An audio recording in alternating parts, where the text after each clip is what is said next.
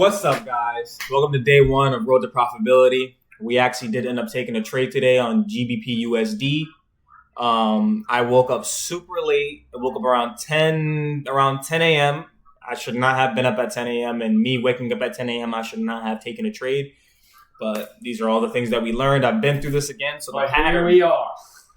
Taking a trade. Shout out memes. We got the options trader with us. But I just want to go over the trade real quick. Just get a quick recap for you guys. So we came into the day. Let's see where 10 was. Right here. Let me get a line for you guys so you can see exactly where the market was when I woke up. Market was right here when we woke up, right? So we had exactly. So I woke up fucking pissed. Because listen, if I was up at 7 like I should have been, I could have caught this whole move down. But guess what? We're traders. We're always in the market. We don't worry about FOMO or missing out on anything. You're a trader. There's always going to be another setup. So I went into the market, and obviously after seeing this distribution from for the AM session in New York, we had taken out these these London session lows, and also quote unquote taken out these London session highs. Obviously, London took out Asia lows, and we did not take out these Asia highs, which had previously taken out these New York session highs, right?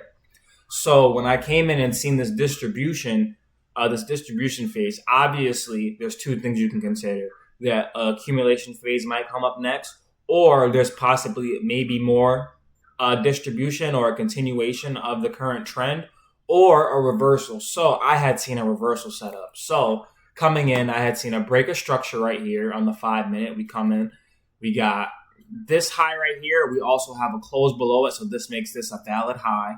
And then we come down, we wicked, we came back. And also I want to let you guys know that we are also in a daily fair value gap. All of this is in a daily fair value gap, right? So once I seen price reject from here, kind of consolidate, come back inside, now we're kind of looking to see what price wants to do.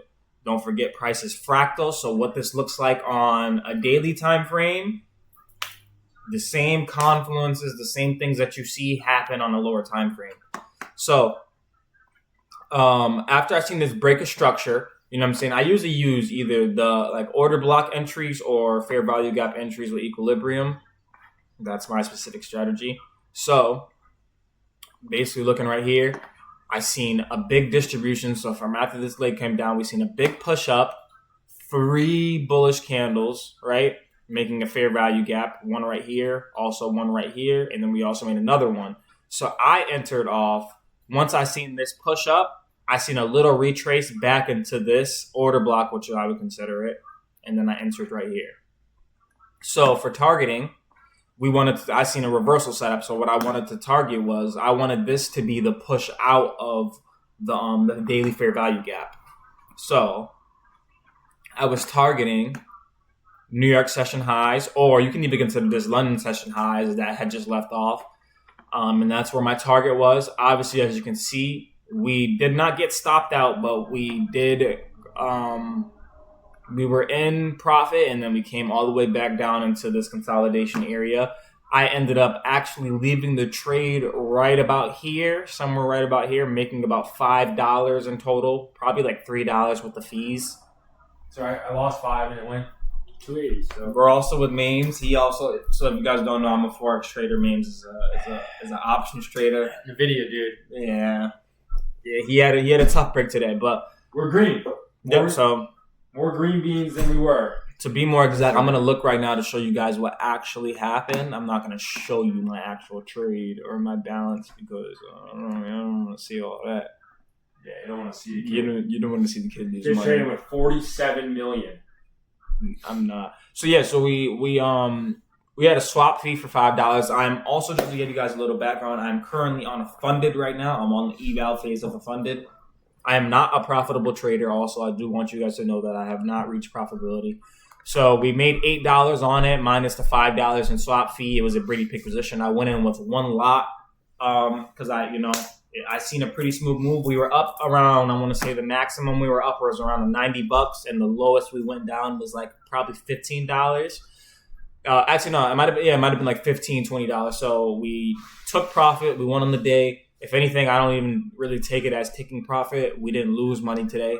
That's a good thing for a trader, preserve capital. So I left the trade, and obviously, as you can see, later on in the day, the trade started to swing back on us. We are getting another push in, and this is another lesson I've learned. Sometimes when you put a setup in, you're supposed to let that fucking setup play out. Like, you either let it hit your take profit or let it hit your stop loss. And sometimes I leave. So now let's see if we see this bounce all the way back, fill back into this order block like it's supposed to be. This is what an order block is for, and then push all the way back up to our take profit. That's on me. That's a lesson to learn. That's the journey. World memes had a rough day too. When he said no, but on NVIDIA, like, he said something that made me think of this. I was in NVIDIA. The setup, letting the setup play out, right? So I played NVIDIA this morning, 137 puts. I got a nice 41-second move, and I was up like 30%. So I sold that. Obviously, I bought those cons at 115. They're at like 300 now. So obviously, way more to be got, obviously, profit-wise. But on this one that I lost, I bought them at 70, sold them at 66, lost $5 in total because of the 65 cents commission each way. And then they flushed down to 230, 220 was where I could have definitely gotten out at. That's a $150 move that I left on the table, and there was one little green stick up. I just thought I was chasing the move already, so I was like, I'm not gonna mess around.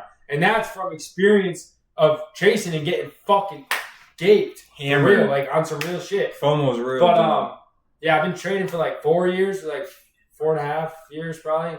But yeah, I am a profitable trader. I just don't know what the fuck that was. He's profitable. I don't know. I don't know what I was doing. But I am doing a small account challenge, so I'm gonna plug my channel at Brendan Maven. Go peep that shit. Go peep that shit. Don't worry. All this shit will be in the description. But that was the trade we took for today, guys. I still should be in it, but I'm not because I wanted to take profit and get out of it because I wasn't very sure in my conviction. And that's more than the best reason to get out. If you're not confident in your conviction, how can it work? You know, it all starts up here. Don't forget 20% technical analysis, 80% psychology. So that's what we did for today, boys. What he just said, and then 100% execution. 100%. Because that's where it matters. Because I saw those contracts that I bought at 70 at $27. 27 to 220 would have been a banger move. It's almost 1,000%. 10 cons, 270 like that. over 2,000. Like you're paid, but I'm not paid. I lost $6. So end of the day, and I only took one con. I didn't take 10 there. Obviously, I should have grabbed my nuts, but little pequeño, more pequeño penne. So yeah, but make sure you sub. Yeah, make sure you sub. His channel is going to be in the description. I'm going to pin both our TikToks and his YouTube so you guys can follow with the journey. We're doing this shit together. Obviously, we're on different markets, but it really doesn't. Like, you have to understand most of the trading shit goes hand in hand no matter what market you're in. So stay up with me. This is the road to profitability. Day 1 trade recap. I love you guys. Thank you for following. Make sure you subscribe. Make sure you leave a comment about how you feel about the video. Give me some constructive criticism on format of the video. If you thought it was funny, if you thought it was too serious, if you thought it wasn't serious enough, just let me know, and I'll see you guys later.